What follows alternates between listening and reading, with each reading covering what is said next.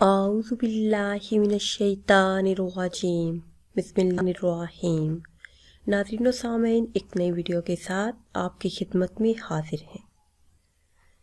ایک وہ وقت تھا جب ہر روز باپ کی ٹانگیں دبا کر سوتا تھا، سر کی مالش کرتا تھا، لیکن ایک وقت آیا کہ ہاتھ میں موبائل آ گیا اور باپ سے دھیان ہٹ گیا، ہر وقت موبائل میں ہی لگا رہتا۔